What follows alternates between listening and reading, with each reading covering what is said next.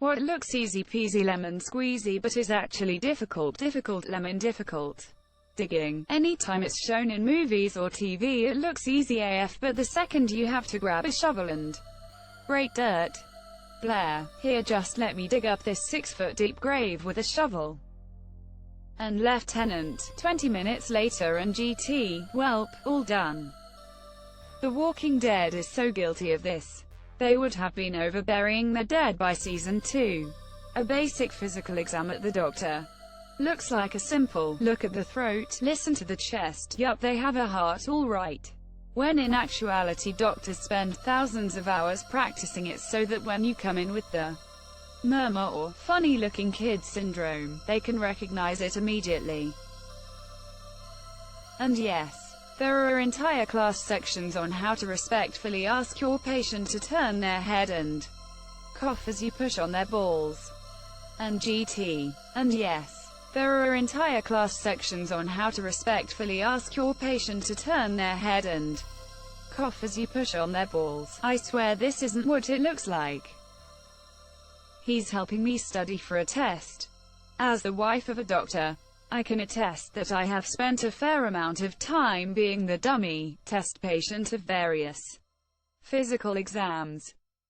Drawing something from memory, like a bird or something, asterisk asterisk in mind, yep that's a bird asterisk asterisk on paper, that's a bird, draws squiggly lines far away in the horizon. Bird, those capture things on Google. I can honestly never read them and the website always thinks I'm a robot. Maybe you are a robot. Totally no robot. Street names. Everyone thinks it's great fun and likes to offer suggestions, but every tree, lake, another natural feature has at least a dozen variations which you can't repeat for emergency service reasons. That and you get cities which want a street name change anytime the road changes direction, regardless of a logical breakpoint like an intersection. I legit thought you meant street names like Lil T or Fingers. Yeah, you gotta watch out for Fingers. He does unspeakable things, whistling with your fingers, dancing. I wouldn't say it looks easy, but when I see people do it, they're so good at it and it flows so well it looks easy. But damn, I just cannot get my body to do anything more than a bop and maybe some stupid arm moves. I'm 25 and dance like a 50-year-old at a reunion. Dances are so delicate and make it look so easy, it's honestly amazing. It's just hilarious when I try to do literally anything and fail horribly.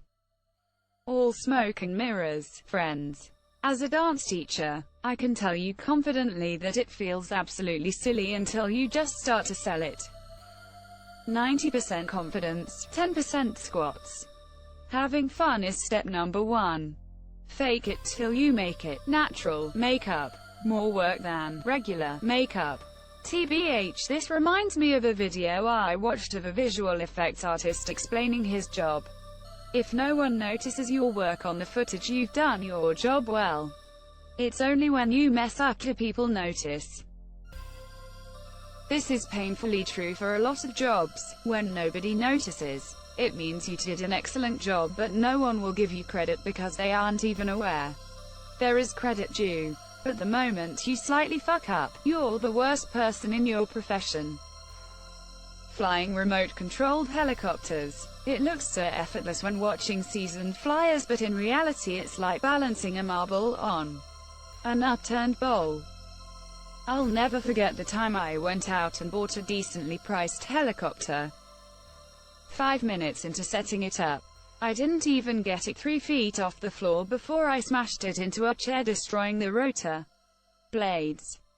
I tried maybe like 5 to 6 more times before I gave up, and now it hangs in my garage as a monument to my failure. An amp, #X200B, edit. I was out. I wanted to get into FPV quad racing. Decided to try out some of the sims to get used to it. IDK if there are sims for RC Hellas, but there are a bunch for quads. Dear God, it was so much harder than I thought. I'm just starting to get good enough where I feel like I could invest in a quad. but just can't get the courage to invest in all the gear needed for FPV. Writing a 250-word open-ended reflection where you're expected to be creative. All I want as a grad student is some goddamn structure and also a rubric. Sad face. As you progress through the levels of degrees, it is supposed to become more abstract. High school, you're basically just reciting the book. Highly structured, just follow directions. Bachelor's degree, reciting parts of the book and generating some original thoughts within a guideline. Master's degree, capable of independent thought, only referencing knowledge from the book, and applying that knowledge in unstructured ways. PhD, you wrote the book.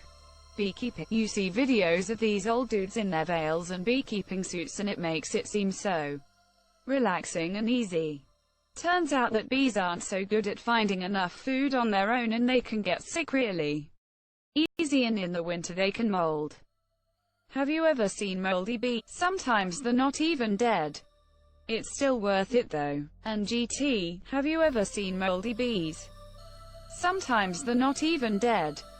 Wah. Zombie, finding the person I always saw myself falling in love with. Are you the person that person is going to fall in love with?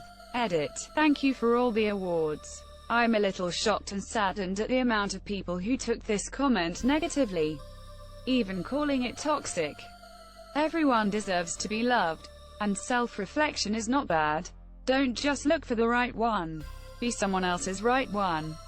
Damn, my soul hurts. Making lemonade. Sure, squeezing one lemon is easy peasy, but do you know how much juice that makes? Not a lot. Fill in the rest with sugar. It's the American way.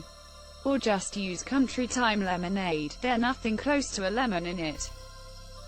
Finding a career you'll want to go to every day that won't crush your soul. Remember when you were young and teachers told you that you could be whatever you wanted to be? Yeah, not so realistic when you want to pay bills and maybe have a little beer money too. I didn't go to college and struggle with the thought of not being able to have a lateral career move without a degree. But then I see my friends absolutely floundering with their student loan payments and think maybe I don't have it so bad after all. I went to college, grad school, got a PhD and work in a senior role at a highly coveted company. I still don't feel happy. The one thing I've learned after all these years is that happiness is not defined by title or company affiliation or number of letters after your name. My resume won't be on my tombstone, but in many ways, I'm stuck because of the responsibilities I have now and all the people in my family and my profession I'm accountable to. I feel like I'll always be in the pursuit of happiness, rather than enjoying the moment I'm living in. Sounds like you need some hobbies. Don't let your career define you. I mean, if our jobs were so wonderful they wouldn't have to pay us to be there. The key is to have the time and money to do what you enjoy outside of work. I'm a teacher and I enjoy, but I love my hobbies. My job affords me the time and money to enjoy my hobbies, and that is me.